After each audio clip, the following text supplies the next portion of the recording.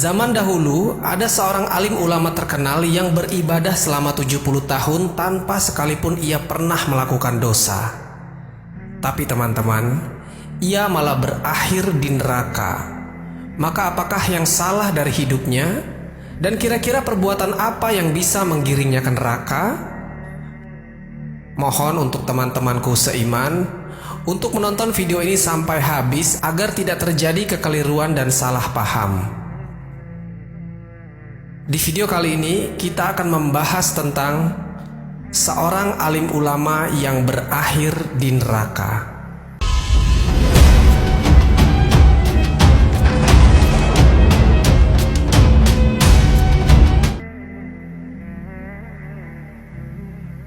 Assalamualaikum warahmatullahi wabarakatuh. Sobat Jazirah Ilmu yang dimuliakan Allah, semoga kita selalu dalam keadaan sehat walafiat. Amin ya Rabbal Alamin. Kisah kali ini dinukil oleh Wahab bin Munabbih radhiyallahu anhu. Kisah tentang seorang alim ulama dari kalangan Bani Israel yang terkenal dengan ketekunannya beribadah kepada Allah Subhanahu wa Ta'ala, dan tak pernah sekalipun orang ini melakukan dosa. Bahkan dosa kecil pun ia tak pernah lakukan. Sampai-sampai malaikat pun kagum akan kesolehan orang ini. Kisah ini terjadi ketika Islam belum disyiarkan dan terjadi di zaman Bani Israel. Kisahnya begini teman-teman. Ada seorang ahli ibadah terkenal di kalangan Bani Israel. Pria ini hidupnya hanya fokus untuk beribadah kepada Allah Subhanahu wa Ta'ala saja. Dan terkenal saat itu, pria inilah orang yang paling soleh di negeri itu. Selama ini, ia tinggal dan menetap di kuilnya, dan selama itu pula ia selalu sembahyang dan mengingat Allah Subhanahu wa Ta'ala di kuil tersebut. Kuilnya ini teman-teman memiliki 2 lantai. Lantai pertama ia jadikan sebagai tempat tinggalnya, sedangkan lantai kedua menjadi tempat peribadatannya. Karena orang-orang saat itu melihat kesolehan pria ini, sampai-sampai banyak orang bilang, ini orang pasti akan masuk surga. Tapi teman-teman, iblis dan syaitan tidak akan pernah rela jika hal itu terjadi. Iblis senantiasa akan menggiring anak cucu Adam ke neraka bersamanya. Jangankan orang yang tingkat keimanan yang biasa saja, bahkan seorang alim pun tak luput dari godaan makhluk terkutuk ini. Dan di kisah ini, selama 70 tahun lamanya, iblis dan syaitan selalu gagal untuk menggoda pria alim ini supaya terjerumus dalam kemaksiatan. Namun iblis tidak pernah patah semangat. Ia akan selalu menggoda anak cucu Adam selangkah demi selangkah. Teman-temanku seiman, pada suatu hari ada 3 orang pemuda yang datang kepada pria alim ini. 3 orang pemuda ini mereka adalah saudara sekandung. Nah, mereka ini mau menitipkan adik perempuannya yang bungsu kepada pria paling alim di kota itu. Karena ketiga pemuda ini mau pergi berperang beberapa waktu untuk membela kerajaannya. Dan pada saat itu, mereka datang kepada pria alim ini dengan membawa serta adik perempuannya. Namun awalnya pria alim ini sempat menolak karena ia takut akan timbul fitnah di masyarakat. Tapi mereka terus mendesaknya karena mereka yakin jika adik perempuannya dititipkan kepada pria alim ini pastilah tidak akan kenapa-kenapa, karena ia terkenal soleh di antara orang-orang soleh lain di kota ini. Akhirnya, karena mereka terus mendesak, si pria alim pun mau untuk dititipkan adik perempuannya itu, tapi dengan beberapa syarat. Ia ingin adik perempuannya itu tinggal di lantai pertama kuilnya dan tidak boleh keluar sama sekali. Jadi artinya si pria alim ini tinggal di lantai 2 dan gadis ini tinggal di lantai 1, biar tidak timbul fitnah di masyarakat. Akhirnya ketiga pemuda itu menitipkan sejumlah uang untuk biaya makan adiknya selama ia titipkan. Kemudian mereka bertiga pun pergi untuk berperang. Sobat Jazirah Ilmu yang dimuliakan Allah, setiap hari pria alim ini ke pasar untuk membeli makan. Kemudian ia letakkan makanan itu di depan pintu gadis ini. Lalu ia ketuk pintu itu dan pria alim ini pergi sebelum gadis itu membuka pintunya.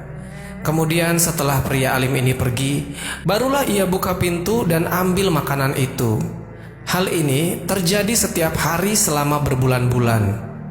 Pria alim ini sengaja lakukan ini untuk tidak melakukan kontak kepada gadis ini supaya ia tidak terjerat nafsu. Selama berbulan-bulan ia lakukan seperti ini, hingga suatu hari syaitan datang dan berbisik kepadanya. Tak eloklah jika engkau hanya mengetuk pintu tanpa mengucapkan salam. Bukankah kita dianjurkan untuk mengucapkan salam kepada sesama manusia?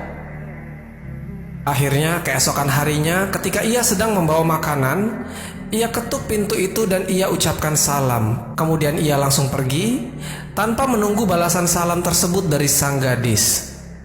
Ya, tentu saja ini ia lakukan karena ia takut terjerat nafsu jika mendengar suara wanita. Karena selama ini pun ia selalu menjaga pandangan dan telinganya dari wanita. Dan ketika itu, syaitan datang lagi kepada pria alim ini kemudian berbisik, "Seharusnya kau tunggu gadis itu ucapkan salam. Siapa tahu selama ini ia tidak ada di dalam. Dan siapa tahu ia kabur entah kemana." Akhirnya pria alim ini pun berpikir, ternyata ada benarnya juga. Siapa tahu makanan yang selama ini ia kasih tidak sampai ke gadis itu. Dan ia melalaikan amanah dari kakak-kakaknya untuk selalu memberi adiknya ini makan setiap hari. Kemudian keesokan harinya pria ini membawakan makanan, lalu ia ketuk pintu itu dan ucapkan salam. Dan ia menunggu di depan pintu hingga gadis itu ucapkan salam juga. Lalu ketika terdengar suara ucapan salam dari gadis itu, pria ini pun pergi. Teman-temanku seiman, keesokan harinya lagi, syaitan datang lagi berusaha menggoda dan berbisik, "Wahai pria alim, coba engkau tunggu sampai gadis itu membukakan pintunya, supaya kau bisa lihat dia. Siapa tahu selama ini gadis itu sakit di dalam sana. Karena kau tidak bisa tahu dia sakit atau tidak kalau hanya mendengar suaranya saja. Dan tenang saja, kau tidak akan terjerat nafsu. Ibadahmu kan sangat kuat."